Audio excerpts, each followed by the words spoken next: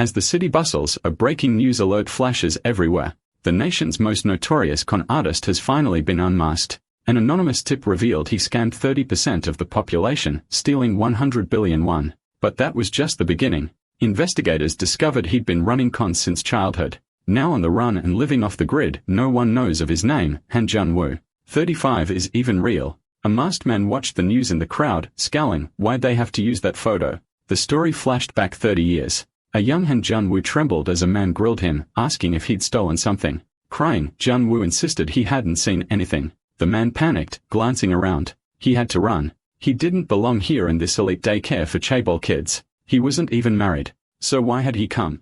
A flashback revealed what had happened moments earlier. That same man had bumped into a woman. Her wine glass almost fell, but didn't. In that brief moment, he had slipped a ring off her finger without her noticing. She apologized and walked away unaware. The man marveled at how easily he had stolen it right in front of her. But as fate would have it, the ring had slipped from his hand and rolled to the feet of the boy, Han Jun-woo. Back in the present, the man recognized the boy as the one near whom the ring had fallen. He examined the child, realizing he genuinely seemed clueless. The boy cried and insisted he hadn't done anything. The man grew nervous. People might start staring if the boy kept crying. He decided to leave quickly and continue searching for the ring. Just then, a woman noticed the crying boy and asked who he was and why he was there, pointing out that he wasn't from their house. Her words stunned the man. How could she say that? She turned to the man and asked if he was the boy's father. The man denied it, but realized that if he admitted the truth, he could get into trouble. Panicking, he blurted out that his son was somewhere else in the house. Then he stopped himself, wondering what he was even saying. Suddenly, Han Jun-woo hugged him tightly, calling him daddy, and promising not to ask for toys again. He begged not to be left behind. The man froze in shock, questioning why this child would call him that. Nearby women whispered among themselves, speculating whether the man had abandoned the child. Some said people often tried sneaking into elite kindergartens like this. The man, overwhelmed, picked up Han Jun-woo and smiled awkwardly, pretending to be his father. He reassured the boy with cheerful words, then quickly exited the building with him. Once outside, the man demanded to know who the child really was. Jun-woo innocently asked what he meant. When the man questioned why the boy called him his dad, Jun-woo said the man had claimed it first. The man denied it, and Jun-woo accused him of lying, saying he had seen everything. The accusation unsettled the man. Jun-woo then smiled sweetly and asked if the game was over. Confused, the man asked what game. Jun-woo replied with playful confidence. It was a game the two of them had been playing, and it had been fun. Curious, the man asked for Jun-woo's name and his parents' whereabouts. Jun-woo smiled again and said he had none, adding that the man seemed homeless too. The man asked how a homeless boy had been living, and Jun-woo casually explained that he just blended in, waiting for other kids' parents to pick them up. No one noticed. No one cared as long as it looked like someone would come for him. Triumphantly, Jun-woo pulled the stolen ring from his pocket, declaring himself the winner of their game. The man was stunned. Just moments ago, the boy had claimed innocence. The realization hit him. This child had fooled even the great Go Illinois Nam by pretending to be a kindergartner, and he was only 5 or 6 years old. Jun-woo noticed the fear on the man's face and called him out on it, stating that he too was scared of him. The man panicked, disturbed by his own reaction. Was he really afraid of a 5-year-old child? Then, almost as if accepting defeat, he asked Jun-woo if he wanted to come with him. That day, Han Jun-woo gained his first ever family, a father named Go Illinois Nam. Illinois Nam brought Jun-woo home, where 3 other men were already present. Unknown to Jun-woo, aside from Go Illinois Nam, he had 3 more fathers now. They all watched a movie together that evening. On screen, a boy cried and begged for help, saying he had no parents. Jun-woo curiously asked what those people on TV were doing. Illinois Nam told him it was his favorite game. One of the men asked if Jun-woo wanted to play that game too. Illinois Nam immediately objected, saying it wasn't right. But before he could finish, Jun-woo excitedly agreed he wanted to play. Later that night on the street corner, Jun-woo approached a man crying and pleading for help. He said his mother and brother were sick. The man, moved by the act, gave him a large amount of money. Jun-woo took the money and handed it to another member of the fraud ring, one of his fathers. He explained how the man had believed him and paid. Then smiling, he asked what role he should play next. The man watched in shock, then smirked. From that day forward, Jun-woo became fully immersed in his father's cons. Every operation they carried out succeeded. Over time, Jun-woo began planning the scams himself. He enjoyed watching others fall for his lies. It felt like the entire world was in his hands. He was no longer just a part of a family. He was now a solid member of a fraud ring. Years passed. Jun-woo grew up and once shouted at one of his fathers, furious that he had messed up. He had warned him not to get involved with that particular scam, but his father argued back saying it was 100 billion won. How could he pass that up? He hadn't expected things to spiral out of control. Another father asked Jun-woo if there was any way out relying on his intelligence, but Jun-woo told them there was no way. It was over. In desperation, one of his fathers grabbed his collar and begged for a solution. If they got caught again, it was the end for all of them. He pleaded, reminding Jun-woo that he was their son. They needed him. They couldn't escape without him. Go Illinois Nam gently placed a hand on Jun-woo's shoulder and told him not to worry. Maybe it was time for them to retire. Jun-woo thought to himself that maybe getting caught wouldn't be so bad. He had grown tired of scamming anyway. He had started this life without truly understanding it. But over time, he had been filled with regret and emotion he deemed useless. He was sick of everything. Fathers blinded by greed, a life on the run. Perhaps this was truly the end. Prison, Jun-woo endured severe torment from fellow inmates. He continued reflecting on the regret and emptiness of his past. Then suddenly, he woke up. In front of him, Go Illinois Nam had collapsed to the ground, cradled by another one of his fathers. Illinois Nam smiled and said he had fallen, managed to save the chicken from dropping. He urged Jun-woo to eat quickly. He would be in high school soon, so he should eat while he could. Hearing those words, Jun-woo froze in disbelief. Was he really going to be a high schooler now? Jun-woo sat silently as one of his fathers pointed at the board, explaining their new operation involving Senwoo Middle School. They would initially disguise themselves as gangsters and wait a location. After school, Jun-woo would proceed with his role. But as the plan was being discussed, his father noticed Jun-woo wasn't paying attention. Frustrated, he scolded him asking why he wasn't listening. Lost in thought, Jun-woo wondered if this was the same incident from 20 years ago. He then addressed his fathers and laid out the entire plan, how the principal would trust them, the son of a contract partner attended his school, how he would accompany the principal to the Incheon hotel to have them sign a fake contract. From there, they would lure the principal to a place where Jang Soon-won and Park Kyung-sik would be posed as gangsters. The fear of being linked to gangsters would pressure the principal into cancelling the contract, and they would then demand a termination fee. Hearing the confident tone in Jun-woo's voice, one of his fathers lashed out, shocked by his audacity. But Jun-woo calmly said he didn't seem to have a major role in the plan and stood up to leave. As he walked away, Illinois Man questioned how Jun-woo knew details they hadn't even finalized. Another father remarked that Jun-woo had a natural talent for scheming, admitting he had thought Jun-woo's recent behavior was just puberty. As the fathers continued talking, one of them grew curious and suspicious after observing Jun-woo and recalling his earlier words. He quietly began to question things internally. Another father remarked that Jun-woo always charges ahead like a beast the moment he senses opportunity. Illinois Nam brought up a past incident, asking whether the others had caught the people involved, but they replied that it had long been dealt with. Meanwhile, Jun-woo was eavesdropping from outside the room. He stepped into the washroom, looked at himself in the mirror, and confirmed what he had been suspecting. The conversation he had just overheard. He remembered it clearly. It was something they had done in the past. He had been thinking about it for days and now he was certain. He had returned to the past. After 35 years of life, he was once again a middle schooler. Both realities were true.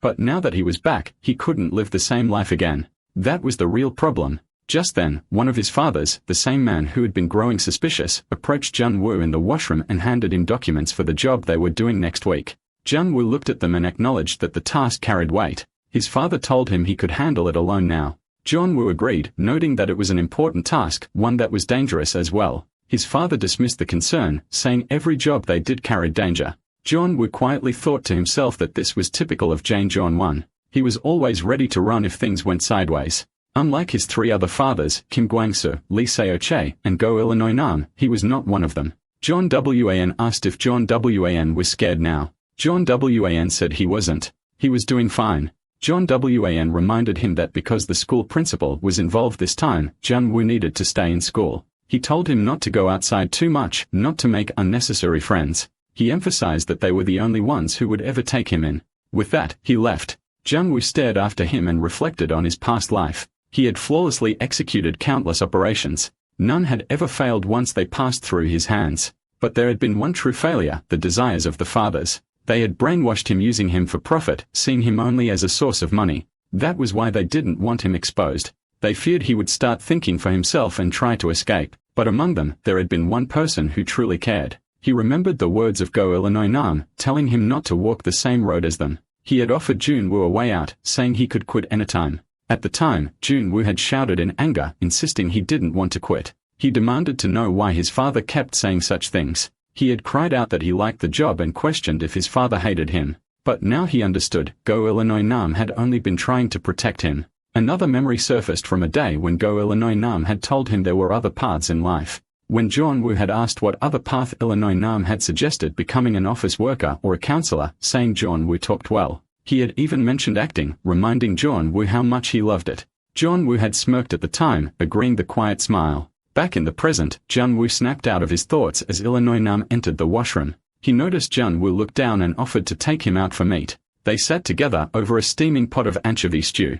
Illinois Nam smiled and said Jung-woo had finally come to appreciate the dish he used to hate. Then he paused, sensing something more, and asked if Jun-woo had something to say. Jun-woo looked at him and said he was going to die. The scene shifts to the school where a teacher instructs the students of Class 2 and Class 3 to stand in a line. However, not all the students are present. Frustrated, the teacher asks where the rest of them are. A few students respond, explaining that it's the first day of the retreat and the weather is terrible. The teacher then calls out to Jung-woo, asking if he isn't planning to come.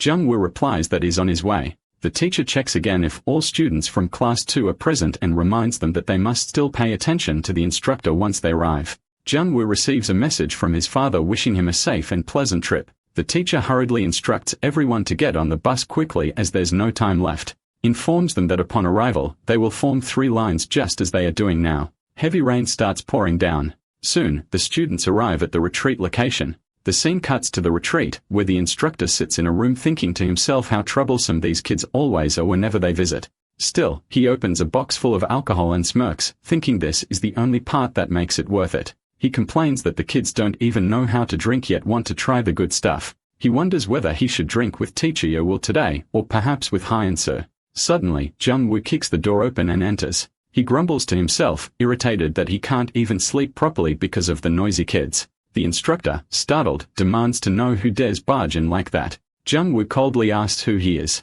The instructor, shocked, responds that Jung-woo is questioning the instructor himself. Jung-woo, unbothered, says the head teacher told him to leave. Annoyed and not wanting to sleep with the other kids, Jung-woo declares he'll take a nap there instead.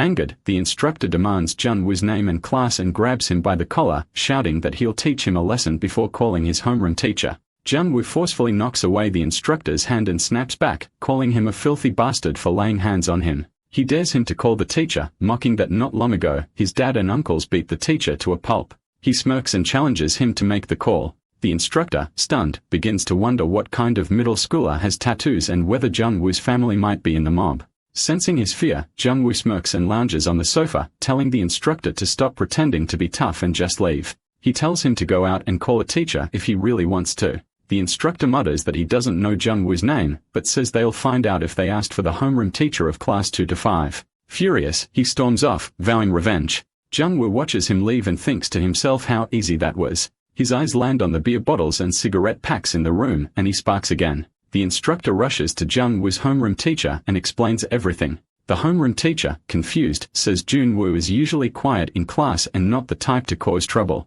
The instructor insists that Jun-woo claimed his father was in the mob and even had tattoos. The teacher doubts the claim, saying if it were true, they would seen it during PE class. They decide to check the duty room. When they reach the duty room, Jun-woo is nowhere to be found. The homeroom teacher notices the smell of alcohol and cigarettes in the air. The instructor defends himself, saying Jun-woo didn't touch any of it, but the teacher silently points to the table where empty beer bottles and open cigarette packs are scattered. The instructor keeps insisting he didn't drink. The teacher calmly says he knows the instructor didn't, and they should first find out where Jung-woo went. The scene shifts to Jung-woo, standing at the edge of a cliff in the pouring rain. Below him lies a deep river. He stares down and reflects that the play they had prepared is now over. The water roars beneath him as he stands unmoving. He thought he would feel relieved, even if everything was a lie. Standing at the edge fills him with a strange feeling. He had convinced himself that he was living inside a movie all this time, but in truth, he was just a fraud, a criminal. Staying would only lead to repeating the same life again. For him, today was the perfect day to die. The instructor and the homeroom teacher arrive at the scene and shout at Jun-woo, telling him it's dangerous and he might fall.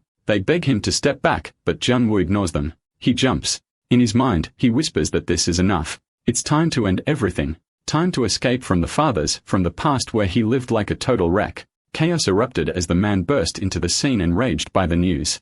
The performers who had been invited with great effort had run away again. Their appearance fee had even been doubled because they came from far away. Beside him, the boy reported that the performance was only 5 hours away and asked what to do now. The man, frustrated, ordered him to refund all the ticket buyers immediately. He instructed him to check the lodging and transportation costs and send them the total amount. The boy suggested filing a claim for damages this time, questioning why the CEO was always the one cleaning up the mess. But the man dismissed the idea, explaining that actors from small theaters rarely had money. He told him to gather the customer information and send out brief apology texts, not long explanations. With that, he left the room. The boy muttered to himself, calling the CDO overly kind, but still a genuinely good person. As the man walked down the hall, his mind was filled with thoughts about trust. He recalled his past. 5 years ago, Jumancic had been a member of the National Assembly. At just 45, he had enjoyed early success, widely recognized in the public eye. But that success had blinded him.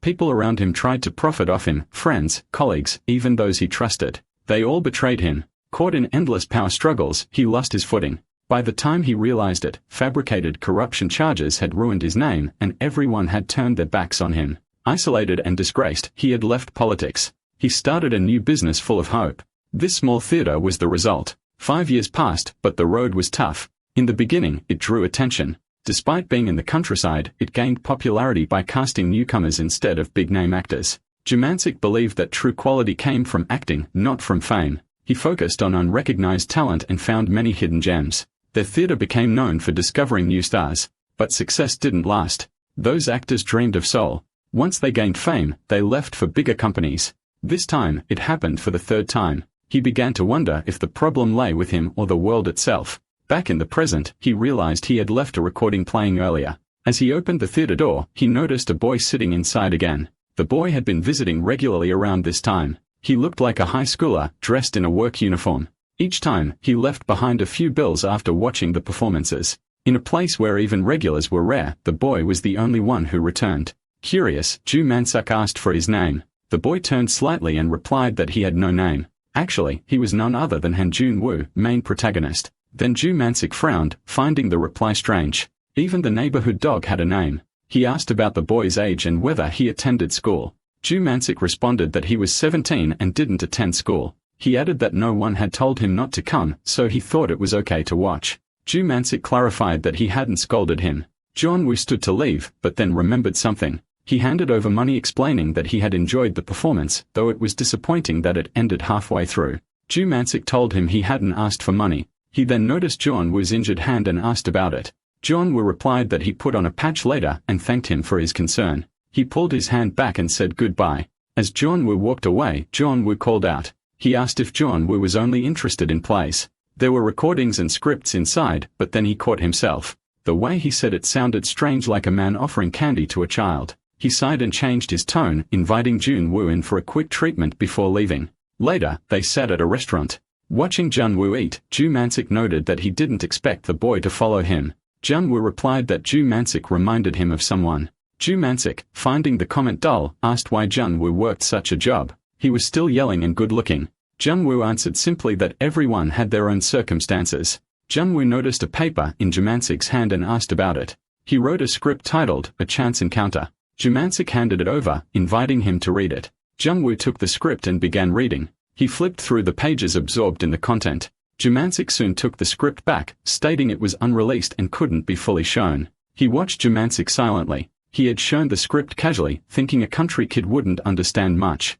But the boy read it so intently that Jumancic instinctively retrieved it. He began to feel uneasy, wondering if he had been too careless. Jumancic thanked him for letting him read. Jumancic asked for his thoughts. Jumancic replied that he didn't know if it would do well. As he didn't know much, Jumancic protested. He had put his heart into that script. It came from a writer obsessed with perfection, where no line was wasted. He asked Jun-woo if the romance genre was the issue.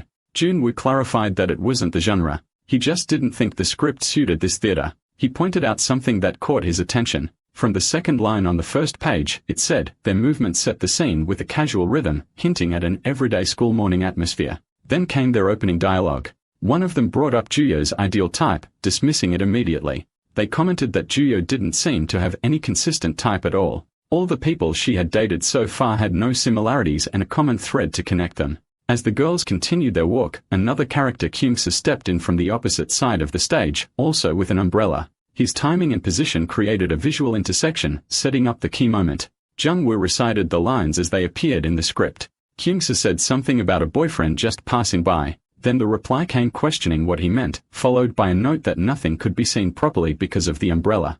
Kyung-soo responded not with words, but with action. He slowly lifted his umbrella, revealing his face beneath it. This simple motion carried a quiet drama. The moment his face was revealed, the three girls, Ju-young, Hee-ju, and Yo-jin, reacted together. Their expressions shifted to surprise, adding emotion and subtle tension to the encounter. Ju-man-sik stared at Jun-woo shocked. He looked down at the script. Every word matched. He had only shown that page for a minute, yet the boy remembered every line and even the stage directions. Ju-man-sik froze, overwhelmed by disbelief. But was he real? It's not Yoon. Ju-man-sik stared at the stage design plans, struggling to understand Jun-woo's concern. But before he could say much, Jun-woo began pointing out every flaw in the scene with sharp precision. He referenced the exact moment in the script where the three characters meet and deliver their lines, stressing how the scene played out naturally in motion. Chung-woo explained that if the characters were walking while talking, they would cover about 20 steps in 30 seconds. But the actual stage they had was only 13 steps wide. That meant the movement would be cut short, forced, and awkward. It wouldn't feel real to the audience. The pacing would break, and the immersion would fade. He didn't stop there. Jung-woo added that since the characters would be holding umbrellas, and not just small ones, but large visually aesthetic ones, the lighting setup would create even more complications. Strong beams of light would reflect off the umbrellas, casting heavy shadows across the stage. In such a setup, the actors' faces would be hidden, their expressions lost, and the emotional depth of the dialogue would vanish into darkness. The problem grew bigger with the arrival of the main character. Woo pointed out that the lead meant to enter with dramatic impact would also be obscured beneath the umbrella. The one moment meant to hit hardest would become visually flat. Their entrance, instead of creating tension or surprise, would slip by unnoticed. The audience wouldn't even register the shift. Jung-woo didn't just criticize, he offered a solution. Instead of staging the background as the typical path to school, he proposed changing it to a bus stop, a place where students wait every morning. This new setting would feel natural, static, and allow all three characters to remain in place while talking. No forced steps. No awkward pacing. The umbrellas would be stationary, the lighting focused, and the dramatic entrance could be timed perfectly without obstruction. His voice calm but firm, Jung-woo laid out every reason backed by logic and experience. He had seen how these minor details could make or break a performance. Every second on stage mattered. Ju-man-sik, who had been listening without interruption, found himself stunned. He had no words. For a moment, he simply stared at Jung-woo. There was no room left for argument. Jung-woo's analysis was flawless. Jung-woo continued speaking with quiet confidence, explaining how his approach naturally gave the characters a reason to stay in one place. It allowed the dialogue to flow more freely without the need to cut anything.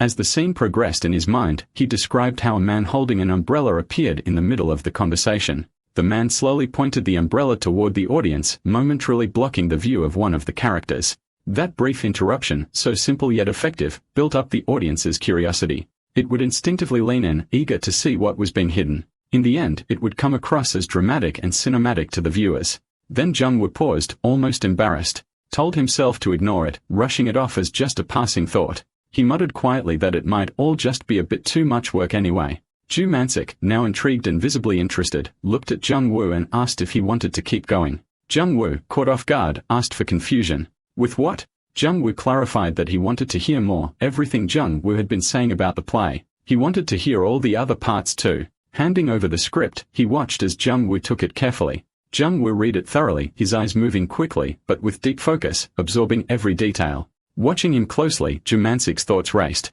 The ideas this boy had said so casually were astonishing. He thought about the layout of the stage, the movement paths of the actors, the angles visible from where the audience sat, every bit of the actors' positioning and timing for light adjustments, the brightness, the temperature, the location of the lights, all of it. Even the exact seconds of pauses and subtle breaths between lines.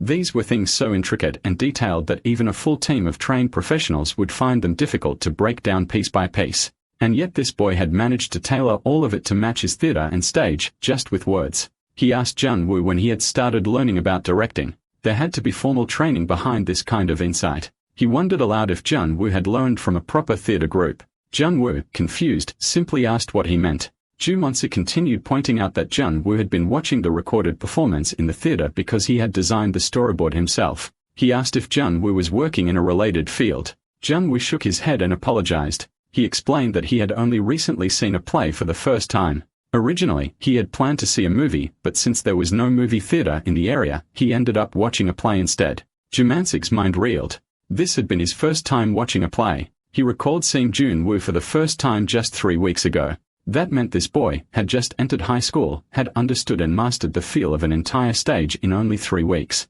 A play was not simply about actors performing on a stage. Most ordinary people believed that acting was the main thing. But in reality, a play was a comprehensive form of art, writing, visual design, sound, lighting, direction, all created by experts from many different fields. Yet, Jung-woo, with just a glance through the script, had grasped and addressed it all by himself, and he had only been exposed to plays for 3 weeks. Then Jumansik asked him a question: how about rewriting the dialogue? He wanted to see what would happen if they rebuilt the script using Jung-woo's ideas. He wanted to test Jumansik deep down. Jumansik wasn't just interested in the stage direction. He wanted to see if this boy could also come up with solutions for the most crucial parts, the roles and the acting itself. Jumansik paused and then finally said that he couldn't do it. The reason was simple: he didn't know who the actors were. Jumansik thought to himself that, of course, dialogue and directing were 2 separate skills. He said aloud that maybe it depended on one skill. But Jun-woo explained it wasn't about skill. To truly write effective dialogue, one needed to understand the person behind the role.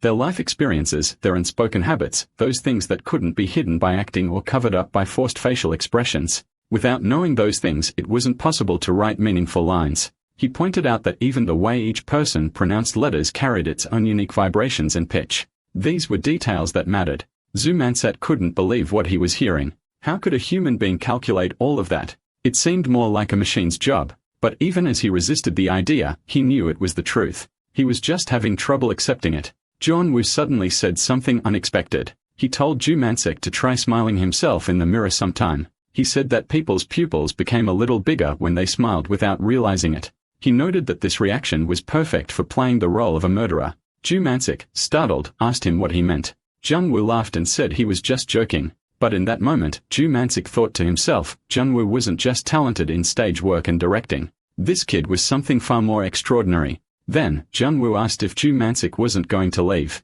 When there was no answer, Jun-woo said he'd go first. He thanked him for the food and quietly walked away. Left alone, Jumansik smiled faintly to himself. He felt like he had been bewitched by this strange, brilliant boy. Where in the world had someone like him come from? He still had so many questions, but he knew in his heart he would probably see Jun-woo again tomorrow. The next day, Jun-woo visited a place where he used to work. He was there to ask for the money he had rightfully earned. As he approached, one of the men sneered and asked whose kid he was. Jun-woo stood firm and said he was there to collect his payment. Another man scoffed and asked if he had ever left money with Jun-woo. Jun-woo replied calmly that, yes, he had. He reminded them that they had promised to pay him later, and now he wanted the exact amount minus 587,000 won. One of the men grew angry, asking what Jun-woo had just said. Jun-woo repeated his demand with calm persistence. Another man chuckled mockingly, calling him a brat. He told him that later actually meant never, saying Jun-woo was too young to understand how the real world worked. Jun-woo then asked if they were refusing to pay him.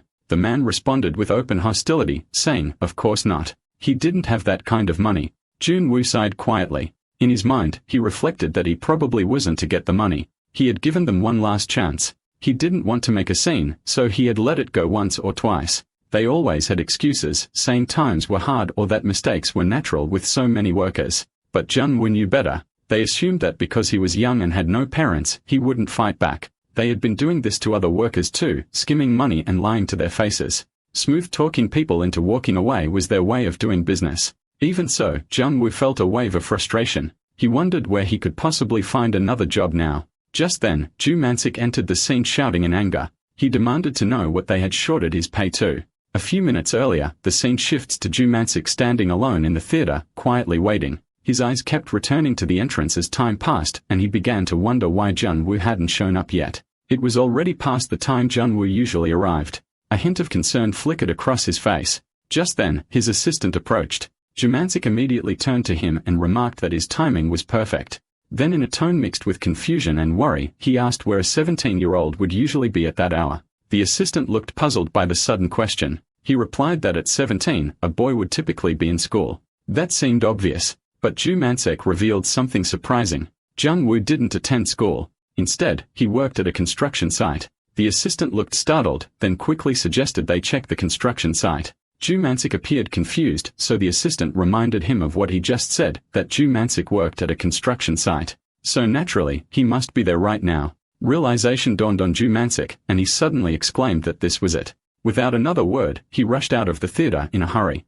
Its assistant called out after him, reminding him that he had an important meeting to attend, but Jumansik didn't stop. As he moved, he kept thinking to himself, why hadn't this thought crossed his mind earlier? Since Junwoo worked at a construction site, that's exactly where he would be. Jumansik soon reached the construction site where Junwoo was employed. Hiding nearby, he overheard the entire exchange between Junwoo and the workers. As he listened to the harsh words and blatant exploitation, his expression turned dark with anger. Then the scene returned to the present moment where Jumansik suddenly burst in with a shout, demanding to know if those men refused to pay Junwoo properly. He had also noticed that they weren't even returning the money they owed him. Junwoo turned around visibly shocked by the unexpected appearance. He asked why Jumansik had come all the way there. One of the men stepped forward and tried to assert authority, warning that unauthorized individuals weren't allowed in that area. But Jumansik was already furious. He scolded them, asking if they had nothing better to do than cheat a kid out of his rightful wages. His voice trembled with rage as he called them filthy bastards.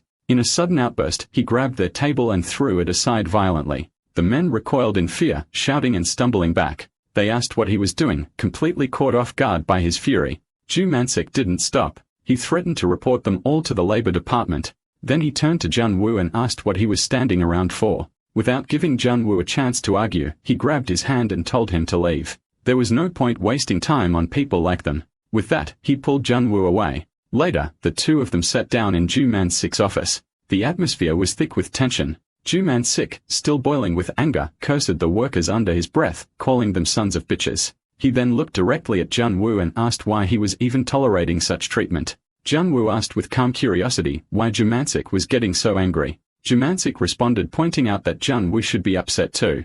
After all, he deserved to be paid for his work. He even asked if he should report those men and have them all arrested. Junwoo looked puzzled and asked why Jumansik would go that far. That response irritated Jumansik. He told Junwoo that if an adult offers to help, a kid should just say thank you instead of talking back. He then glanced down and noticed the injuries on Junwoo's hands. His tone softened. He told Junwoo to stop doing that kind of rough work and to just work at the theater instead. As he thought it over, Jumansik began wondering how much money the theater had lost the previous month. Then, as if making a casual offer, he told Junwoo that if he worked there, he could watch as many plays as he wanted. That should be a good enough reason. But Junwoo stared at him and asked why he was doing all of this. Why was he helping him? Jumansik scoffed and said he wasn't helping him. It was just a coincidence that a part-timer had quit, and now he needed someone to replace them.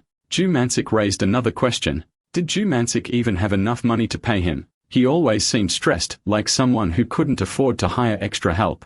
That made Jumansik angry. He asked if Jumansik was worried he'd get cheated again. Jumansik didn't hesitate. He answered honestly, yes. Fuming, Jumansik called him a brat. He swore that even if he had to go work at the construction site himself, he'd make sure Jumansik got paid properly. As his emotions settled, Jumansik reflected on the previous day. He couldn't remember every single thing Junwoo had said, and none of it could be proven yet. The feelings from that moment lingered with him. He thought to himself that a kid like Junwoo should be stuck at a construction site. Everyone deserved a place where they truly belonged.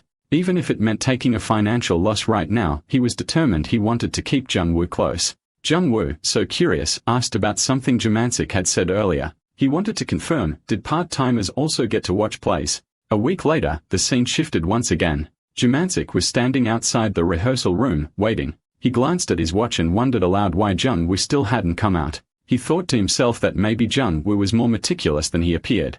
It had already been a week since Junwoo started working at the theater. Earlier that day, Junwoo had asked him to tidy up the basement rehearsal room because it was a bit messy. But now, it had already been 3 hours. Frustration simmered beneath the surface as Junwoo muttered to himself, wondering what was taking so long. He had planned to speak with Junwoo after the task was done. Was the kid overly obsessed with cleanliness or something? Even if he was, it shouldn't take more than an hour to clean that room. Unable to wait any longer, Jumansik finally descended into the basement. As he stepped inside, he shouted, asking how long Junwoo was planning to stay down there. But then he paused. The room was filled with books and scattered papers. His eyes widened in disbelief. In the middle of the mess, Junwoo turned around and explained that his shelf had fallen over. That was where all the scripts had been stored.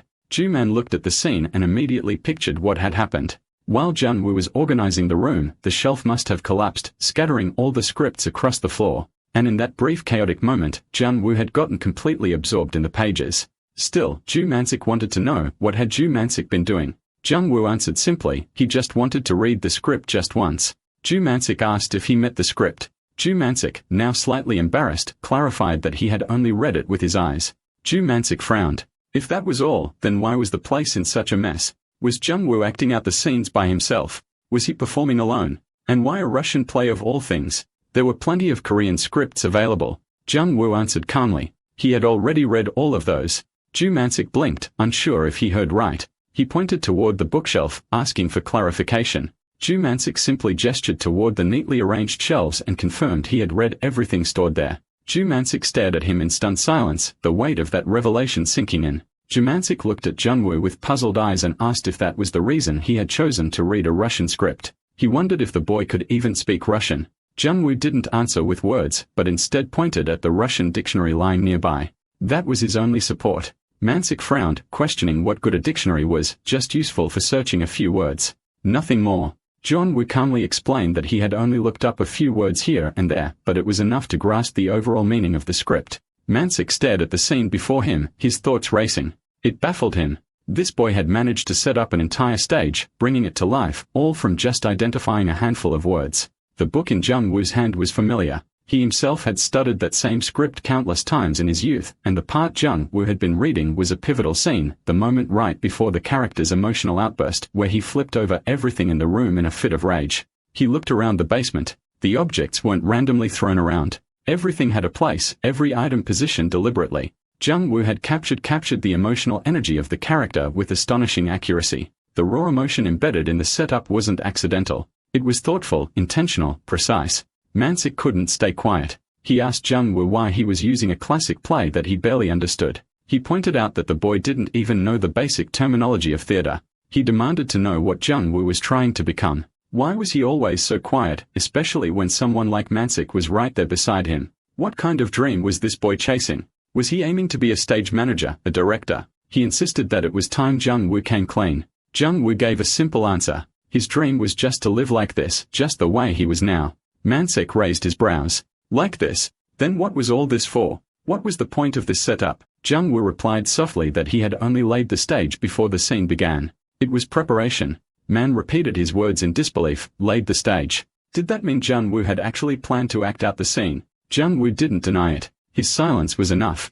Mansik had assumed the boy was only interested in directing, but now things made sense. That was why Junwoo had become so immersed in the stage, so deeply invested in the setup. He asked Junwoo what he thought he was better suited for, directing or acting. He told him it was just one scene. Was all of this really necessary? Junwoo didn't flinch. He said none of the setup was accidental. Every single item, every position, every mark had meaning. Everything served a purpose. Mansik waved it off, saying that was just an excuse. Great actors could summon their emotions anywhere, even without props or preparation. But Junwoo disagreed. Theater, he said, was different. That's why there was a stage in the first place. Because in theater, the stage itself was a vital part of the story. It wasn't just about acting, it was about creating an entire world. He explained further, every part of the stage had to work in harmony, whether it was the actors, the props, or even the lighting. Everything had to move together. Mansik challenged that, was harmony more important than acting talent? Junwoo replied that it was a part of it. Yes. But more than anything, he wanted the stage itself to be perfect. It was ready to show that to Mansik right now. The declaration stunned Mansik for a moment. He said nothing. Junwoo stepped forward and slammed his hand onto the bench. His face shifted in an instant. Sorrow, disappointment, and pain surfaced together. His expression wasn't forced. It was raw, overflowing, and real. Mansik could sense at the moment the scene began. This was the face of someone with nowhere left to go, someone with nothing left to lose. Junwoo wasn't pretending. He had become the character. Between the scattered props and the silence of the room, Junwoo had transformed entirely. It left Mansik speechless. He questioned how the boy even managed that. His eyes were bloodshot, the whites of them turned red from burst vessels, a physical reaction no actor could fake. That kind of immersion wasn't just impressive, it was near impossible in such a short amount of time. Then, Zenwoo suddenly cried out, shouting what the point of all this even was. His voice echoed with frustration. As he stepped back, his foot landed on a watch lying on the ground. He stumbled, about to fall. Mansik instinctively warned him to be careful. He noticed how the clutter around him had started affecting his movement. But Junwoo didn't fall. With remarkable control, he grabbed the chair next to him, balanced himself perfectly, and sat down. The movement was fluid, effortless, natural. Man Taoik walks with wide eyes. It wasn't a mistake. Even the fall had been part of the act. The way Junwoo reached for the chair, the way his body collapsed into it, even the exhaustion on his face as he sat there, was all intentional.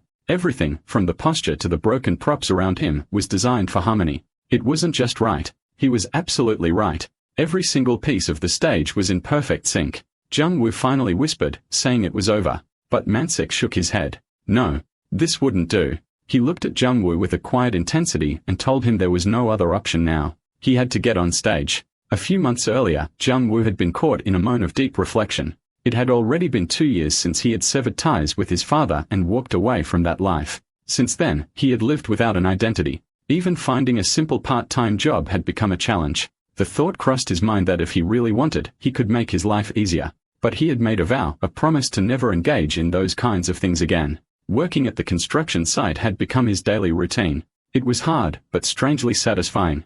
The repetitive labor grounded him. But beneath that steady rhythm, he knew when it was what he truly longed for, even if he rarely admitted it to himself. One day, a fellow laborer called out to him, noticing how young he looked. The man said someone his age shouldn't be wasting time stuck inside a construction site. He mentioned that a theater had opened up in the next neighborhood and suggested Junwoo check it out. The word stayed in Junwoo's mind, a theater. He had heard it, but never really considered what it could mean for him. Curiosity led him there. He entered the space and found himself in front of the stage. It wasn't a movie playing as he had first assumed. It was a play, a real performance. Right in the middle of the audience, a man nearby was sighing loudly, but that wasn't what caught his attention. What mattered more was what Junwoo felt. He had been briefly disappointed that it wasn't a film, but that feeling vanished quickly. It had been a long time since something overwhelmed him like this. The energy of the actors hit differently. This wasn't a scene on the screen, but a live exchange. Raw, unfiltered, real. The performers weren't protected by camera angles or edited sound. They existed entirely in the moment, breathing with the audience. And in that instant, Junwoo felt something stir inside him, an unexpected urge to be on that stage himself. From that day, everything started to change. As soon as his shifts at the construction site ended, his body moved on its own. Without even thinking, he would head straight to the theater. Something drew him there like gravity. It was there that he first encountered Jamansic. A man who looked like one of the theater staff members began asking around about Junwoo. He was persistent, always poking into Junwoo's presence. His nosy attitude was irritating at times, but somehow, it didn't feel bad. Mansik had a rough way of speaking, sharp, blunt, but he didn't come off as dangerous or cruel. Despite his exterior, there was no malice in him. Junwoo remembered how the same man had stood up for him once, shielding him from a deceitful laborer who tried to take advantage of him. That moment stuck with him. It reminded Junwoo that there were still people like that left in the world. People who wouldn't ignore someone in trouble. And from the look in Mansik's eyes, Junwoo could tell this guy had also lived a hard life. Maybe that's why their paths crossed. Maybe that's why it all started here. The first step wasn't dramatic. It was just one moment, one decision, one curious visit to a theater, but it sparked something in him, something real, something alive. Back in the present, after watching Junwoo's act, Jamansic thinks to himself, what he witnessed left him completely mesmerized. He had unexpected much when it came to Junwoo's acting. After all, emotions were born from experience. No matter how gifted someone might be, Junwoo was still only 17. A 17-year-old boy would naturally have limits. He already knew the kid was unnaturally smart, but intelligence and artistic talent weren't the same. They lived in separate worlds. However, Jamansic now realized that this thinking was narrow-minded. He had underestimated what those skills could become when directed toward performance. The very abilities that had once seemed like mere tools of intellect now revealed themselves as preparation. Silent, unnoticed steps leading Junwoo to this very moment on stage. Later, off stage, Jamansic looked Junwoo in the eyes and told him he didn't belong here. He needed to step onto the real stage. Junwoo, calmly picking up books from the floor and placing them back, responded that he had no real intention of doing that. Jamansic couldn't hold back his frustration. He raised his voice, trying to shake the boy from his passive stance. He insisted that Junwoo didn't realize the magnitude of his talent. If he just placed his trust in him and followed his lead, he could truly make it big. But Junwoo responded simply. He liked things the way they were now. Jamansic challenged him. Was the script in the practice room all there was for him? Was that enough? Did he truly have no desire to act even with that level of talent? Why would someone with such a gift walk away from it? Junwoo's answer was direct. He didn't want to be famous. Those words struck something deep in Jumancic. The kid knew. He wasn't oblivious to his gift. He knew just how exceptional he was. His attitude made it clear. He believed that if he ever started acting, fame was guaranteed. In fact, it seemed like being just famous wouldn't even be enough for him. Even so, despite the resistance, Jumancic wasn't ready to give up. Not yet. He stepped closer and told Jung-woo that he understood. He probably had some dramatic past. But even then, how much could he have experienced at such a young age? It hadn't been easy for Jumancic either to reach where he was now. Life had not been kind to him either. But despite that, he made a promise. Whatever came after this, where are the consequences, he would take care of it. He would take full responsibility. All Jung-woo had to do was live doing what he truly wanted to do. Hearing that, Jung-woo was taken aback. This man was offering to carry all responsibilities for someone he had barely known for even a month. He couldn't help but ask, why? Was he really ready to kill for him or something? And to that, Jumancic, without hesitation, declared that, yes, he killed them all for Jung-woo. Then he asked again, was Jung-woo in? Soon after, the next scene unfolded. Jung-woo now stood behind the stage curtain, preparing himself for the performance. As he peeked through the small gap, the sight of a large audience made him slightly nervous. His heart raced, but not out of fear, out of recognition. He understood the old man's feelings. He'd always understood them. He had just pretended not to. That feeling of not wanting his talent to go to waste. It was real. It lingered deep in his heart. Jumancic had done more than just talk. He had given him a job where he could watch plays easily, and now he was even willing to take responsibility for his life. Was that why he couldn't say no? Or maybe there was more. The curtain rose. Back in the control room, Jumancic turned to his assistant, announcing that it was starting. The assistant, surprised, asked if this was the same kid he had mentioned before. Jumancic confirmed it and warned not to be surprised. This kid was truly something else. But the assistant was still skeptical. The lead actor had dropped out only 5 days ago. Could the boy really have had enough time to prepare? It was a monologue-heavy role with a massive amount of lines. Did he even have proper theater experience? Jumancic didn't reply immediately. Instead, his thoughts echoed with disbelief. Yes, 5 days. Even that was an impossible time frame, especially for someone who had never studied the basics of acting. Then he finally told his assistant the truth. It wasn't 5 days and only been 12 hours. Shocked, the assistant could barely process it. He asked again what Jumancic had just said. Jumancic repeated it without hesitation. It had been 12 hours. And despite the length of the script for this boy, it didn't matter. Jung-woo stepped onto the stage and sat on a chair, letting the emotions of his act completely take over him. With a voice that trembled with pain and sorrow, he began pouring his heart into every word. He confessed that he was still trapped in those moments. After losing the one he loved, the world had imprisoned him in darkness and silence. The memory of the moment he first saw her had stopped time itself. It was a feeling he had never experienced before. He remembered how everything changed when she held his hand and smiled for the first time. Even during their first farewell, he had been helpless, utterly powerless to do anything. The audience watched in stunned silence, mesmerized by Jung-woo's performance. Then rising slowly from the chair, Jung-woo continued, his voice filled with anguish. He spoke of how they lived in such different worlds. His past, the struggles he had faced, and the choices he had been forced to make, none of it had been understood.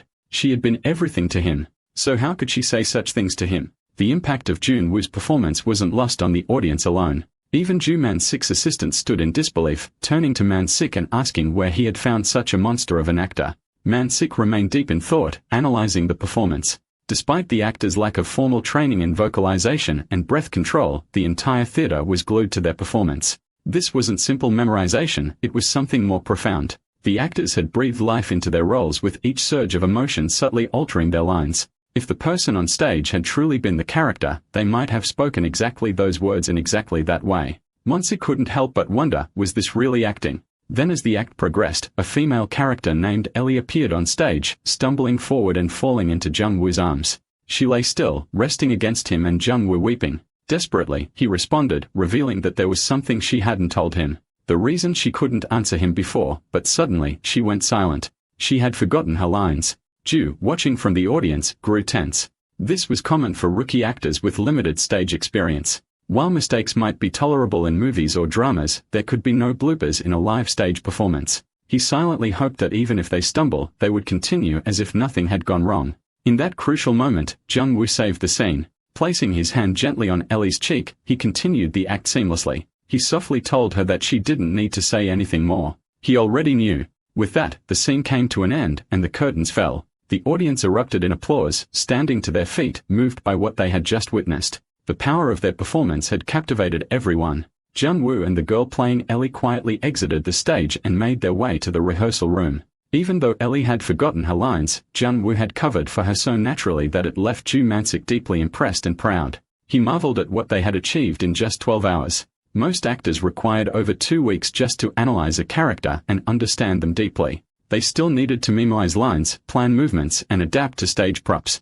And yet, these two had done all of that in less than a day, and had even compensated for a fellow actor's mistake with flawless improvisation. Q's assistant was in awe. He couldn't believe such a reaction had come from just the first act. Q agreed, equally surprised. The assistant asked again, were they really only 17 years old? How had they managed to deliver such acting with so little preparation? But Ju-mansik explained that was a mistake to think they had only focused on acting. His assistant was confused, prompting Ju to elaborate. He pointed out that the stage concept, the size of the chair, the actors' movements, the lighting, and even the color scheme had all been changed. Now that it was mentioned, his assistant realized he hadn't noticed it until now. Ju sighed, admitting that he didn't understand all of himself. He couldn't comprehend what emotions were meant to look like or how lines should shift from moment to moment. Ever since their last performance, these young actors had spoken and acted in ways beyond his understanding. But there was one thing he was certain of. This person, Jun-woo, was more remarkable than anyone else present in that theater.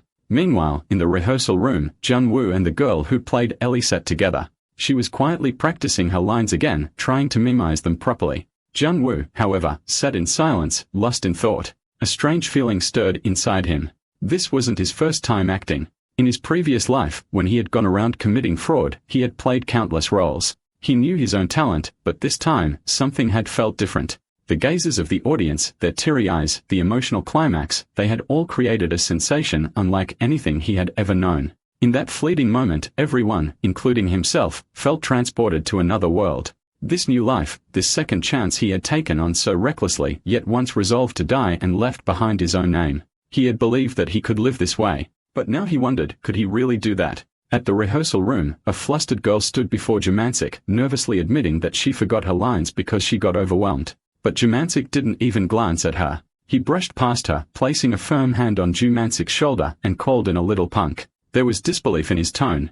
Ju-mansik had acted so modest, yet now revealed such natural talent. Ju-mansik questioned him, asking why he wasn't looking at the script when he was about to go on stage. Ju-mansik responded weakly, saying he felt dizzy. That annoyed Ju-mansik even more. He snapped, accusing Ju-mansik of faking his dedication now that he had landed the role. Ju-mansik clarified, saying he just didn't want to get trapped by the lines. Ju-mansik frowned, irritated at what he saw as another round of cryptic nonsense from the boy. He paused, a thought stirring in his mind.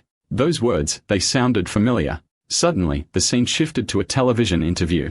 A seasoned actress appeared on screen speaking with poise. She explained that true preparation came from carrying the character within. She emphasized that staring too long at the script could trap an actor inside the words. If one understood the character and their emotions deeply, the lines would come out naturally. That's why, once on set, she avoided looking at the script too much. She laughed gently, acknowledging she probably sounded arrogant. But after more than 20 years of acting, she had earned that insight. Back in the rehearsal room, Ju-mansik found himself reflecting on her words and Jung-woo's. A similarity struck him. To hear such a perspective from someone who had only just begun acting and had only completed Act 1 of the play should have sounded like pure overconfidence. Yet, strangely, it didn't. A single sentence from this kid somehow felt seasoned. Jung-woo added that the script was full of unfamiliar terms and it was giving him a headache that he realized Jung-woo didn't even know the basics of stage terminology. Yaki had shoved the script into the boy's hands without considering that. Jung-woo had already moved past the point where Ju-mansik could help him directly. He wondered where he should even begin now. Soon, the cast was called for Act 2.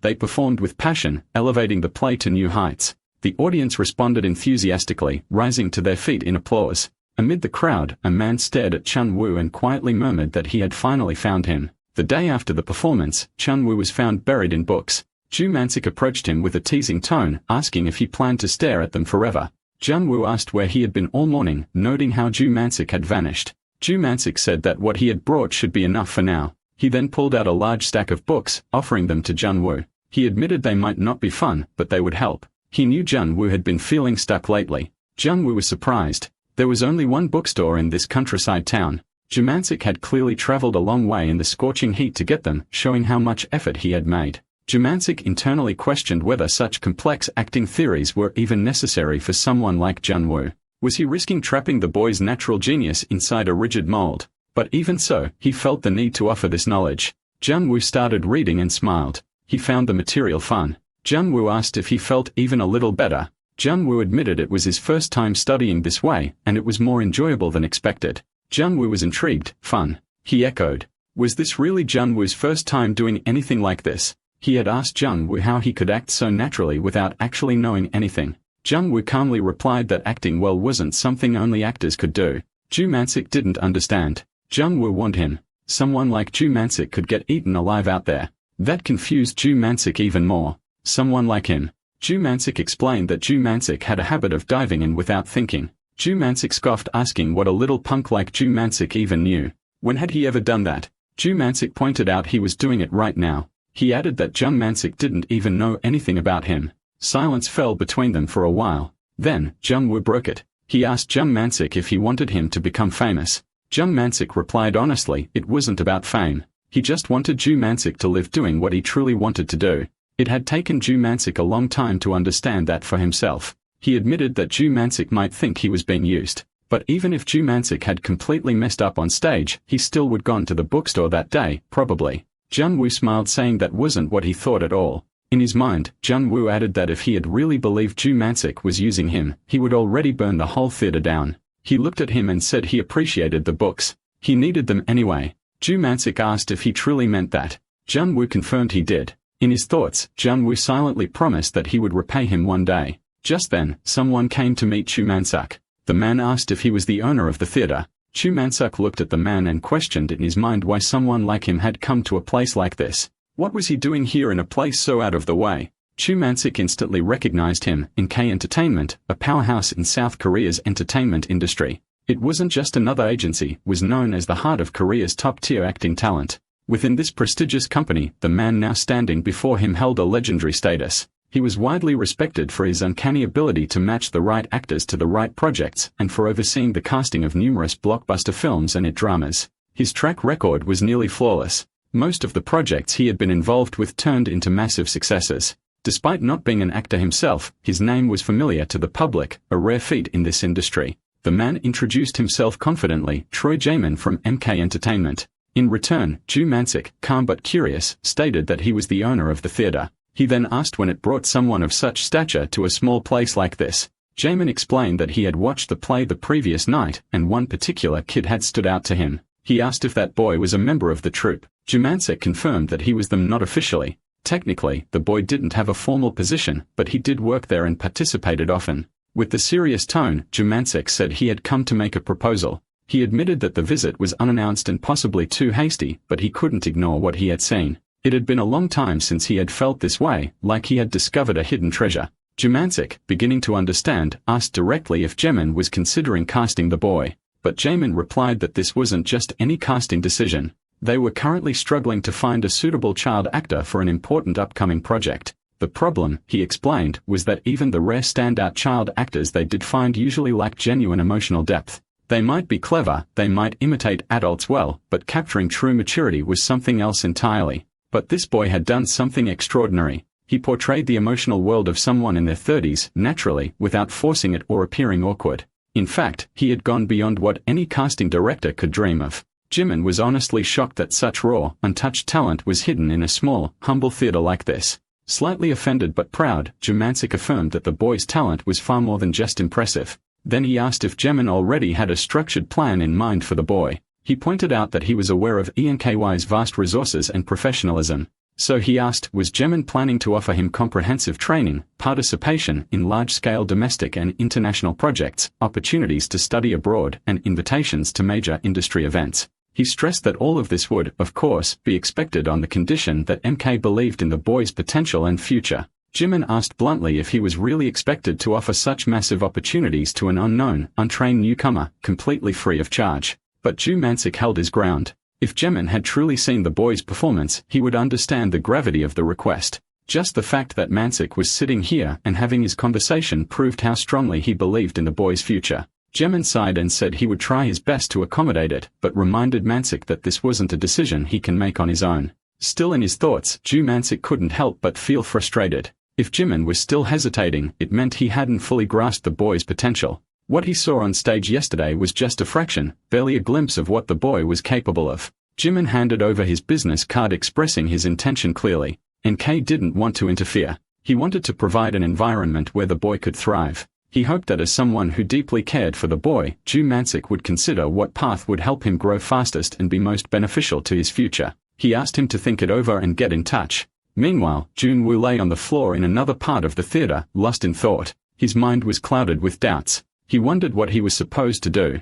He didn't have money, nor did he come from privilege. He didn't see himself as someone who chased after wealth, but the uncertainty still ate at him. From a distance, Mansik spotted and lying idly and muttered to himself, was the boy already feeling bored. He walked up to him acting as if he had come to check whether Junwoo was doing his job properly. He scolded him gently, asking how he could waste time like this when he had such a knowledgeable teacher nearby and hadn't asked him a single question. Picking up a book that was lying next to Junwoo, he noticed something odd. Clearly, something had been weighing on the boy's mind. Junwoo admitted that he had been reading the script and found some of the translated lines odd. He said they just didn't feel right to him. One line in particular stood out: "I've only been working professionally for 5 years, but I've stuttered like someone with 10 years experience." Reading it, Mansik chuckled inwardly. Was this finally his chance to actually be helpful? Then Junwoo pointed out another line, and Mansik's eyes widened. He was shocked. The sentence was in a language so ancient or obscure that he couldn't even recognize it, though he had read old texts before and had always been through translated versions. This one left him completely stumped. Embarrassed, he excused himself with a fake excuse. His stomach hurt and rushed out. Outside, he leaned against a wall, thoughts spinning. Just how much more was this boy going to surprise him? This was the exact image of a rising star that he had always dreamed of finding. But now, Junwoo can already surpass him. Mansik had failed at many things in life, but never had he felt so uncertain, so powerless before. How much further could he really guide someone so talented with his own limited experience? Just then, Junwoo returned with yet another script. He held it out and asked for help, saying he didn't understand a particular part. Mansik took it, relieved to see something familiar this time. He explained that the part referred to Brecht's fourth wall theory, an imaginary wall between the audience and the actors. In Brecht's plays, that wall was intentionally broken, turning theater into a space for provoking thought and delivering social messages, not just entertainment. Junwoo nodded, understanding, and asked about another section. Mansik looked it over and explained that part 2, it wasn't difficult. He walked the boy through the meaning patiently. Later, sitting alone in his office, Mansik reflected again. Who would have thought he revisits such deep academic theory at his age? Since entering the theater world, he had never burned with this much intellectual passion. But that burst of energy was fleeting. Junwoo had a combination of natural talent, deep affection for the craft, and unstoppable passion. His growth rate was unimaginable now. He had already gone beyond the need for books or theory. He was performing at a level that surpassed most professionals. Later that night, Mansik walked toward the stage, curious. What he saw left him in awe. Junwoo was alone on the stage after everyone else had gone home. He was decorating the set, practicing every line, every gesture. He perfectly mimicked each scene, absorbed the emotions of every character, their habits, their mannerisms. He even adapted his positioning based on when the light would fall, adjusting for every shift in angle and mood. It wasn't just for Purcell anymore. It became something more. Junwoo filled the empty stage with life. He rewrote dialogue, had only the emotional essence of each character, and lived them. It was no longer about practice, and it turned into joy, pure artistic immersion. In that moment, Mansik realized what had to be done. Maybe it truly was time to let go of hesitation. He pulled out his phone and called Jimin. His voice was calm but firm. This is Mansik. Let's set everything else aside. They need to talk face to face. Mansik and Junwoo sat down together, sharing a meal. As they ate, Mansik drifted into his thoughts, recalling the phone call he had made to Director Minute that day. On the call, Director Minute had acknowledged that Ju had made a wise decision. He promised that all the conditions he mentioned would be fulfilled, and if the child, Junwoo, had any other requests, they were willing to discuss further. Reflecting on that, Mansik realized they wouldn't give up easily if they were ready to meet every demand. It was clear to him. They were desperate. He had responded to Director Minute by saying they would discuss everything with the child later. Director Minute then asked if Mansik was free the next day. While they were at it, he wanted to see Junwoo perform using their company's script, just once. Surprised, Mansik asked if he meant acting right away. The director reassured him not to feel pressured. The visit, he said, was part of evaluating whether the child's abilities align with the company. In his mind, director Jae-min thought that since the offer was so attractive, the contract would certainly go through. No aspiring actor would dare reject an offer personally extended by him. But Ju Man-sik wasn't so sure. Judging from Jung-woo's behavior so far, he didn't believe the boy would follow along so easily. Back in the present, Ju Man-sik turned to Ju Man-sik and started talking about Seoul. But Ju Man-sik responded indifferently. If he had free time, he said, he'd rather use it to review one more script. That reply made Ju Man-sik sigh. It seemed like a no-brainer to him. But perhaps going there in person might help change the boy's mind. He wondered how he could possibly persuade him.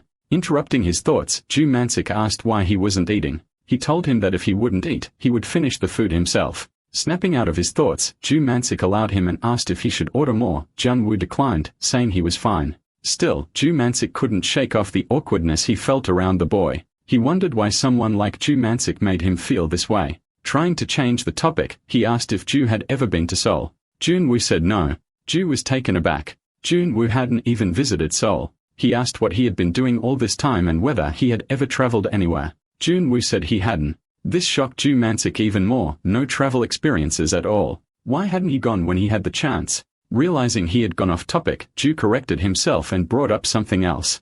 He asked if Jun-woo had ever heard of the Yeoksum building in Seoul. He told him it was massive, 63 floors high. Jung-woo simply responded coldly that it was amazing. Ju Man-sik pushed further. He mentioned that he had to go to Seoul for a little while the next day. He asked if Jung-woo would be interested in joining him, suggesting that it might be a fun distraction. He described Seoul as a completely different level compared to their rural area. He mentioned Myeongdong, a bustling urban district lined with enormous buildings, and brought up the Han River, pointing out how much grander it was compared to a countryside stream. But Jung-woo didn't respond, he just listened silently while eating. Feeling a bit awkward, Jung-woo that's just how it was. Finally, Ju man up. He asked Ju if he was trying to send him away like that. Ju replied nervously that it wasn't like that. He only wanted him to take a look around Seoul. But Ju man looked disappointed. He accused Ju of being greedy when it suited him.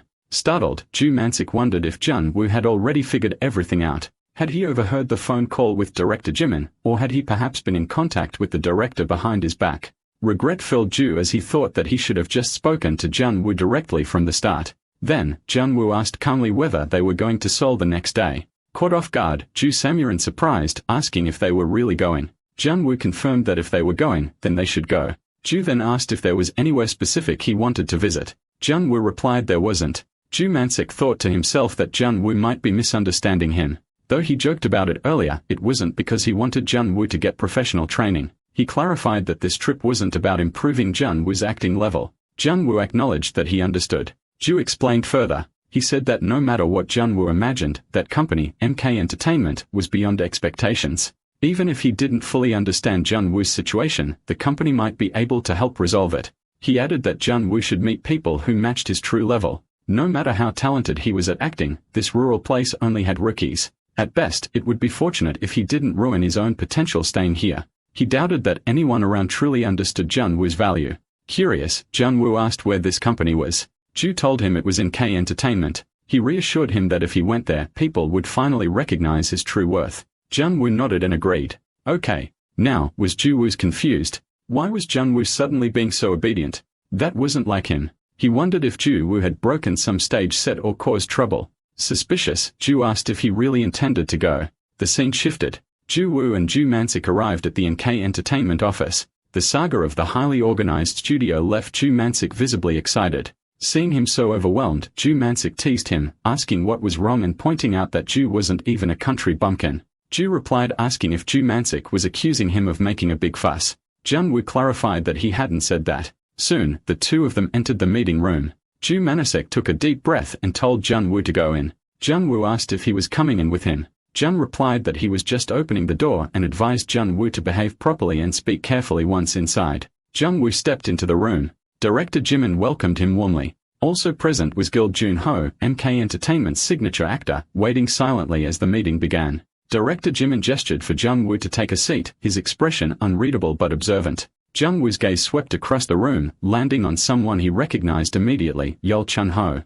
The name echoed in his mind with weight, NK Entertainment's flagship top actor. Although he hadn't yet risen to the peak of stardom at that point in time, his presence was already commanding. Ranked 41st then, but unmistakable. Bringing one with even the slightest interest in films, Juno's face was impossible to miss. Even at that stage in his career, he was active, steadily establishing himself as a formidable supporting actor. Juno found it odd. Normally, someone of Gil Junho's level wouldn't waste time in meeting like this. It could only mean one thing: director Jimin had brought him here on purpose. There was a reason behind his presence, a test, a setup, a challenge. Jung-woo didn't know, but seeing a young Gil Junho in person felt like a breath of fresh air. There was something strikingly real about him, someone who lived in brave cinema. Breaking his silence, director Jae-minute asked for Jung-woo's name. Calmly, Jae-minute replied that he didn't have one yet. He was planning to choose one soon. The response left Jimin pondering. No name, he thought. Did this boy already have his stage name in mind? He didn't look nervous, not even slightly. In fact, he looked strangely composed, like someone used to uncomfortable situations. Jimin wondered, did he not know who he was talking to? Was he truly that unaware of the people in front of him? Then again, if he really had grown up in a secluded or isolated environment, it was entirely possible. Deciding to take it slow, Jimin suggested they get to know each other gradually. He mentioned that he had watched Jung-woo's performance and had found it genuinely impressive. Curious, he asked Jung-woo when he started acting. Jung-woo simply answered that since the performance took place 2 weeks ago, it had been about 2 weeks. Jimin raised an eyebrow. He clarified that he meant when Jung-woo began acting, not when he performed. To that, Jung-woo replied completely unfazed that the performance had been his very first time. That answer struck Jimin like a bolt. Had it really only been 2 weeks since this boy first acted? That level of raw talent in such a short time, was that even possible? Pushing aside his surprise, director Jae-minute handed Jun-woo a script. It was for a new drama titled Miracle Change, a project the company was currently planning to develop into a film. Jun-woo took the script into his hands, and as he read the title, something stirred deep within him. Miracle Change. He remembered it clearly from a past life. It was a story about a high school student and a teacher in his 40s who end up swapping bodies. A familiar tale, but one layered with emotion, comedy, and transformation. As Jaemin explained the premise, Jun-woo already knew what he was talking about. Then, Jae-minute requested that Jung-woo perform a short reading. Just a brief moment would be enough to gauge his potential. Jung-woo's eyes wandered to the door.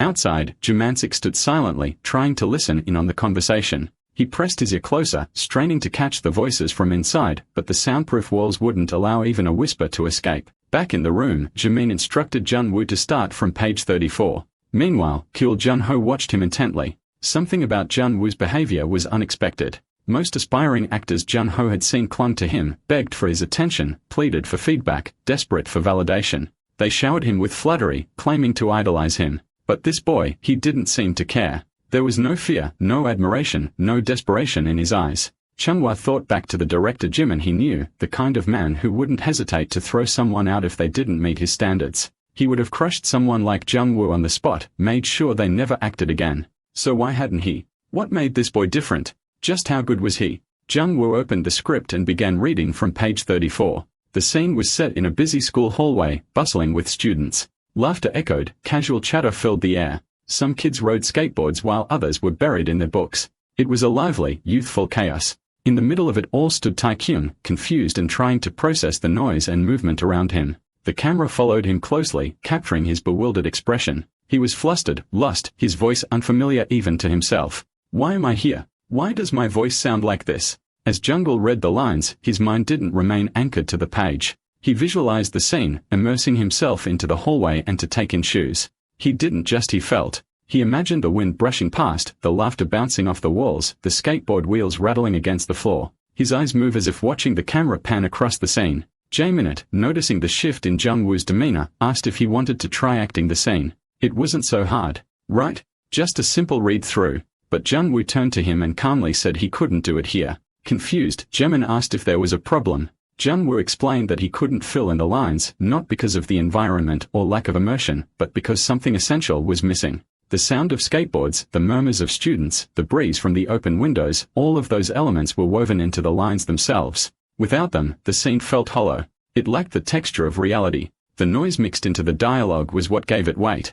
That was what this room lacked. Director Jaemon fell silent, contemplating his words. Noise blending into dialogue. Could that truly make a difference? It wasn't something most actors thought about. Then, without a word, Junho walked forward and took the script from Jun-woo. Began reading it himself. His expression, serious, almost troubled. Director Jimin, surprised by this sudden move, muttered to himself. He had never seen Gul Jr. like this before. There was something about Junior that was shifting the entire room's energy. At that moment, Junwoo remembered what Juman Sik had told him earlier about the kind of opportunities this meeting could lead to. Basic training, large-scale domestic and international projects, even chances to study abroad. But Junwoo didn't quite grasp the full extent of it. He admitted aloud, he wasn't sure what all that meant. Director Jaemon responded that even if the conditions were ideal, Junwoo could still give it a try. Think of it as a simple audition or a reading. Nothing too serious. Just an introduction to the process. Hearing this, Junwoo realized his misunderstanding. This wasn't a full acting performance. They had just been asking him to read lines casually. He clarified. So they wanted him to just sit here and do that. Looking over at Gulshino again, Junwoo thought to himself that this was actually a two-person scene. It needed a partner to work properly, and the featured performer this time was Gul Chunho.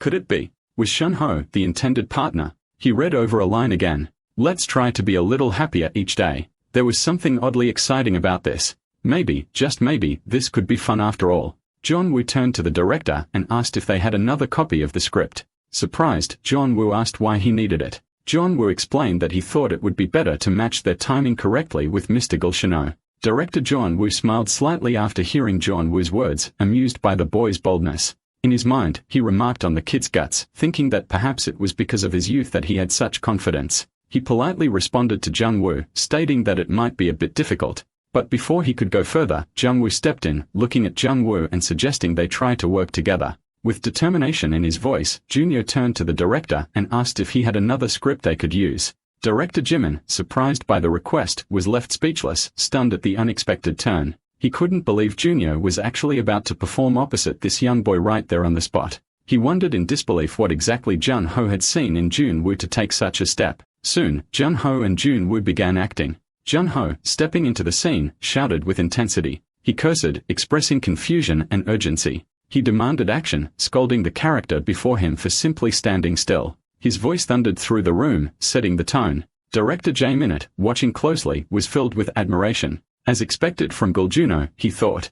With the mere change in tone, Juno was convincingly embodying the role of a 40-year-old man. His control over his voice and emotions made the performance real. Juno matched the energy. He shouted back as line directed at the teacher, expressing his own frustration. He called Juno a punk and said he was upset too. Juno quickly responded, stating at least the teacher had grown younger, while he himself hadn't. He questioned the outfit he was in, making a comment about the teacher's unusual tastes. Jungwoo, caught off guard, stuttered while repeating the word tastes. He snapped back, asking if it was really the time to talk about that. He reminded Junho that they needed to understand the situation first. As Junho continued to act, he noticed something remarkable. At first, he had dismissed it as his imagination, but now he realized it.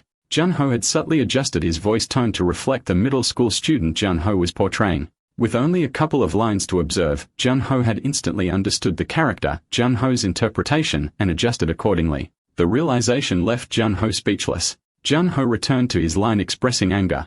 He asked why Junho was blaming him, insisting it wasn't his fault. Junwoo retorted, demanding to know if it was his own fault then. He shouted to keep his body still and not do anything reckless. As he observed Junwoo, Junho was impressed. The trembling fingers, the anxious yet firm expression, the way Junwoo trailed off at the end of each line. Everything was intentional. His gestures, his gaze, and the precision of every movement felt subtly controlled. Junwoo, though seasoned actor, was forced to restrain himself, acknowledging that Junwoo had managed to guide the entire rhythm of the scene with just a script and no preparation. Junior followed up with his next line, asking what Junior was going to do now and pointing out that as the teacher, he should know something. Junior, irritated and on the edge, yelled back that he didn't know either.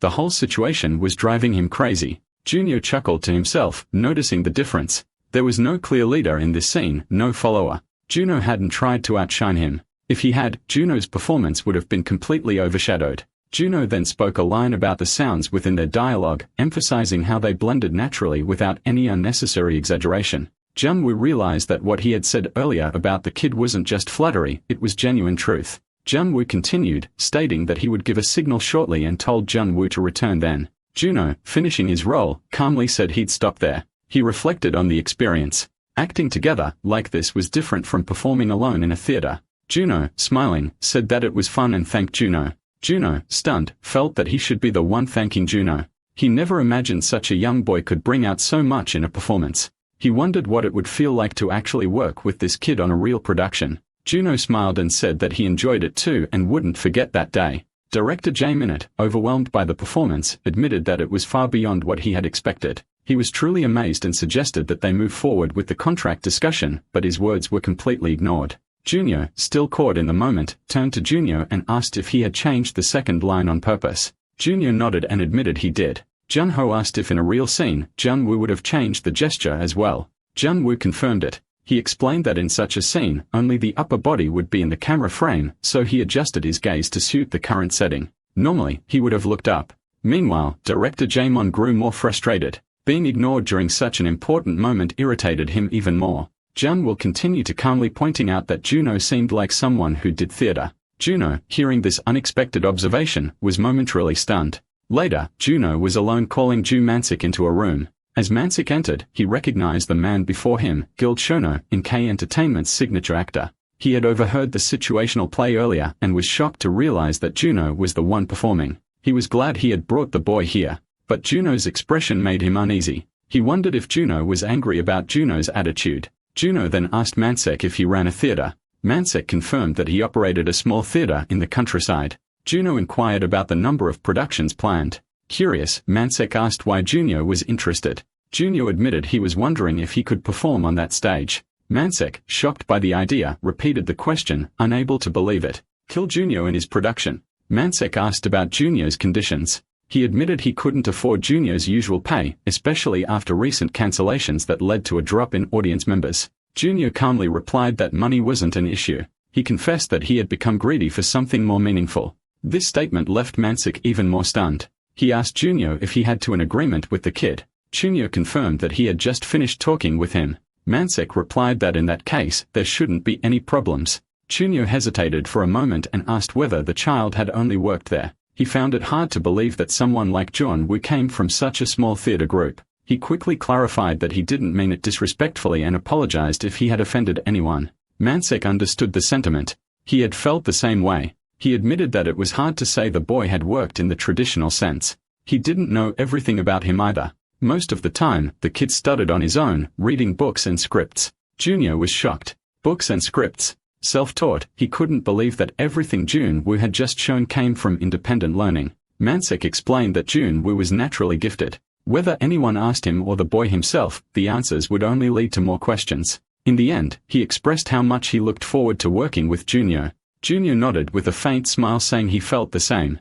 Then the two of them shook hands, ready to begin an unexpected and promising collaboration. Outside the building, Junwoo stood still, his eyes fixed on a picture for a long while. His mind, however, wasn't idle. A flurry of other images flashed through his thoughts, old memories, silent emotions, and moments he had long buried. Among them, a particular scene replayed, the one where he had acted with Jun-ho, their performance still vivid in his memory. As he stood lost in thought, director J. Minute approached him. With a firm but concerned tone, he addressed Jun-woo, reminding him of the gravity of his decision. Being a part of the production, he emphasized, would open doors to countless opportunities that weren't easy to find elsewhere. He questioned if Jun-woo had really thought things through. The disappointment in his voice was evident. Jimin confessed that he had never felt this let down before. Still, he offered support, assuring Jun-woo that if he ever needed help with the performance or if he changed his mind later, he shouldn't hesitate to contact him. With that, director J. Minute handed him his business card. Jun-woo received it with a polite, determined absolutely.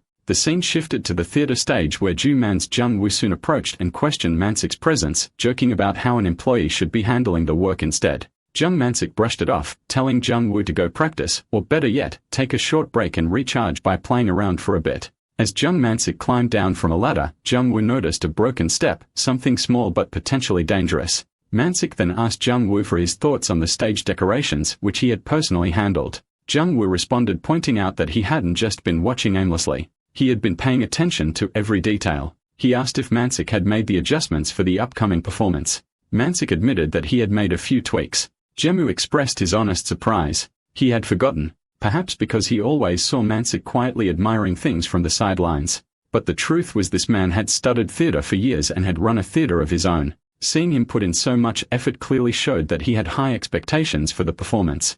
Jung-woo acknowledged the improvement and thought to himself that maybe he tried fixing a few things later too.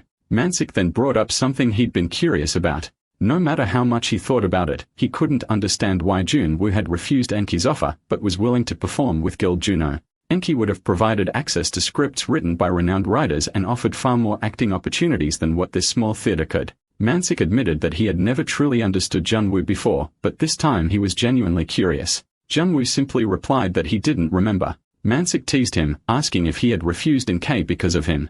But Junwoo quickly changed the topic, asking if Mansak was hungry and suggesting they go get breakfast. As they walked off, Mansak playfully commented on Junwoo's unexpected shift, asking if he was serious and added that he have kimchi stew. He then asked what Junwoo wanted to eat.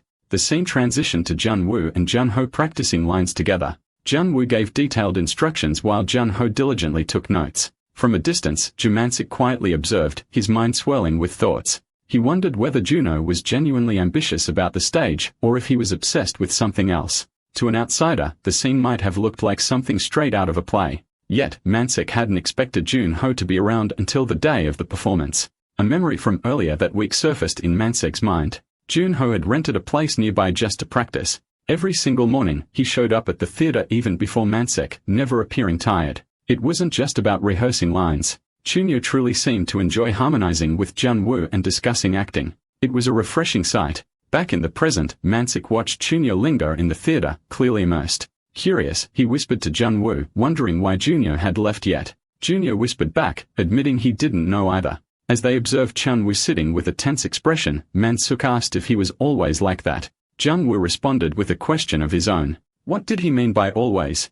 Mansak clarified, asking if Junwoo always had that constipated look while practicing. Junwoo admitted that sometimes he did. Mansak chuckled, confessing that while he initially thought Junho would be stiff, he turned out to be much friendlier than expected.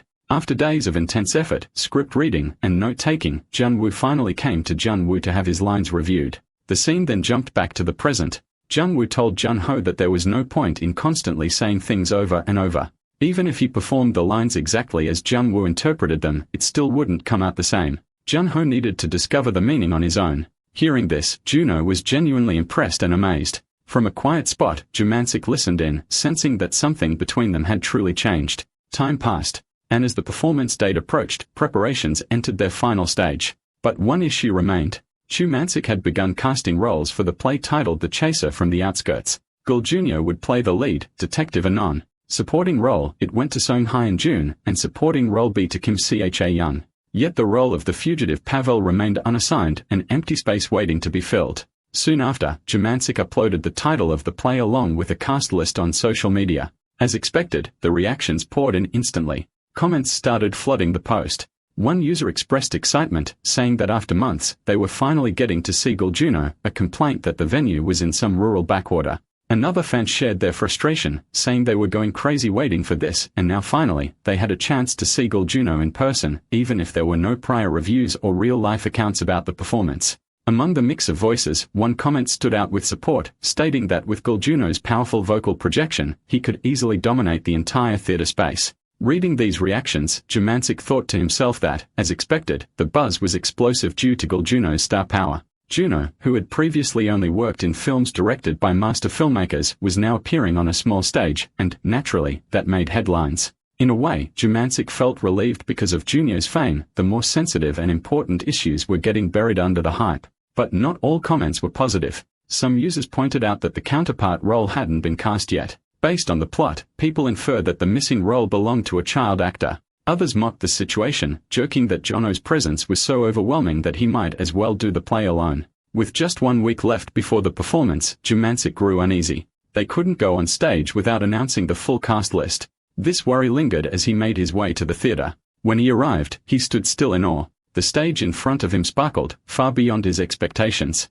It looked transformed like something from a grand venue. He couldn't believe it was the same place. The stage had been clean and decorated more beautifully than ever before, and Jungwoo had done it all. Jungwoo, spotting Mansak, casually asked what brought him there at that hour. Mansak, still amazed, asked what all this was. Jungwoo questioned if he didn't like it, but Mansak was quick to clarify there was no way he didn't like it. In fact, he couldn't believe it was his theater. As Mansak stood there, he thought to himself that though small in scale, the stage resembled a national theater. All those days spent reading directing theory books hadn't been wasted. Nothing expensive had been added to the set, yet the atmosphere was rich and full of life. Jung-woo told him that he had only added a little to what was already prepared, and that he hadn't just been watching passively all this time. Man-sik then looked around again, deep in thought, in a stage like this. And at that moment, after many days, Jung-woo pushed his hair away from his face. Man-sik paused. He noticed something he hadn't truly seen before. Jung-woo looked strikingly handsome and charismatic. Surprised, he asked Jung-woo if he had always been this charming. He questioned why Jung-woo always hid that face. Jung-woo reflected internally. Because of his past profession, he had always avoided drawing attention to his face. He never thought about showing himself fully. It seemed like Man-sik had been thinking deeply about him, and Jung-woo felt a bit guilty. He knew that this time the event would be on a completely different level from the small performance they had done before for less than 20 people. He'd already come too far to turn back. Thinking about how much he had held back in the past made him angry at himself. Man-sik, filled with resolve, declared that he would take full responsibility for whatever happened next. He told himself that he should live doing what he truly wanted. It was like a second life he had somehow been given. Then, he remembered something and asked Jung-woo if he was really okay. Jung-woo reassured him saying that he was fine and wouldn't cause any trouble. Man-sik, startled, wondered how Jung-woo had known what he was thinking. Sometimes, Jung-woo seemed scarier than a ghost with how much he could read him. Man-sik offered a suggestion. If Jung-woo wanted, they could create a mysterious persona for him, a way to perform without revealing his true identity. But immediately after speaking, Man-sik regretted it. He realized how ridiculous that idea sounded and questioned himself. Jung-woo calmly responded that it didn't matter anymore. But Man-sik wasn't sure. He asked if it really didn't matter. Was it something that could be resolved so easily? He warned that Jung-woo might end up on the news and interview clips would probably circulate everywhere. Jung-woo responded that nothing was worse than dying. He didn't care about the exposure anymore. Surprised, Man-sik asked if he was serious. Jung-woo confirmed it. He didn't want the whole thing to fade away. Now, would be disappointed if it did. With that, Jung-woo expressed full determination to move forward. Man-sik reassured him not to worry about anything else and to just focus on the stage. He promised to take care of everything.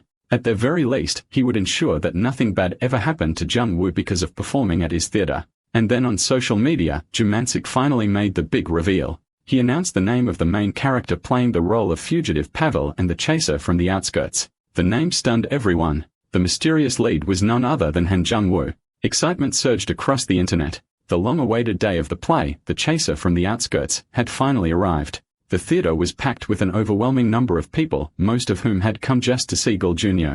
From behind the curtain, Jamanza could hear the audience buzzing with excitement. Someone in the crowd remarked that it had been a while since Gul Jr. last performed on stage. Another agreed, saying that just seeing him on stage could make fans faint. One person expressed disbelief at how insane the ticketing had been and questioned how such a small theater had managed to book Gul Jr.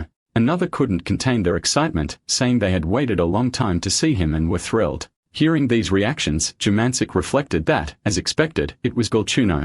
Having been with him throughout rehearsals, he had gotten used to his presence. But now, witnessing the audience's response firsthand, he truly realized how famous Gul Jr. was. Then, he overheard a few more voices. Some were surprised at how well decorated this small theater looked. Another added that they'd never seen staging like this before. Most small theaters usually had similar playing sets. But this one, as soon as they entered, it felt like stepping into an abandoned mine. The lighting was gloomy and immersive.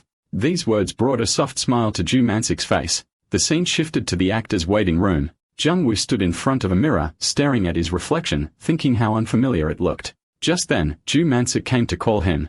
But upon seeing Jung-woo's new look, he was left stunned and speechless. Soon, the play began. The curtains lifted on the Outlander chaser. The story opened 10 years ago when an met detective lost both his family and a leg to one man. Since then, a relentless and bitter chase had begun. Entwined in this pursuit by mere misfortune was Pavel, a fugitive dragged into the chaos. Yeol Jr. portrayed Anton, a man burning with deep-rooted rage. Han Jung-woo played Pavel, embodying wrongful imprisonment and inner conflict. What followed was a never-ending chase filled with deception and twists. The truth was always elusive and the hidden psyches of the characters were at the heart of the story. As metal clanked in the background, Yeol Jr. made his entrance. He stood tall and commanding, accusingly pointing out that this was where the bastard had been hiding. It was finally time to end it. 10 years had passed, what seemed like eternity for some, but not so long for him. His voice was powerful, his delivery sharp, the audience was immediately gripped. As expected, Gul Jr. stood apart even with just his pronunciation. Viewers were amazed, whispering how incredible he was. Some admitted they had never forgotten him for a second. One man couldn't resist and began recording the performance. Doug's friend warned him. He ignored her, arguing that if not now, when would he ever get to see Girl Juno perform live? Back on stage, Juno continued his dialogue, recalling the day he had accidentally crossed paths with a man he'd been hunting. Even Jumancic was taken aback. Was Girl Juno always this exceptional? He realized that Juno truly belonged to a different league. Audience members reacted with amazement. They acknowledged that real professionals were just on another level. Many vowed to book tickets again. Girl Juno's presence was mesmerizing. As Juno's intense monologue came to an end, Zumancic reflected that the audience likely assumed the climax had passed. Girl Juno had stolen the stage. But then a new voice echoed, stating, "You've turned me into a monster. You're no different either." The words came from Junwoo. His appearance startled the audience. He was playing a 17-year-old boy, and his presence on stage felt far more mature. It was chilling.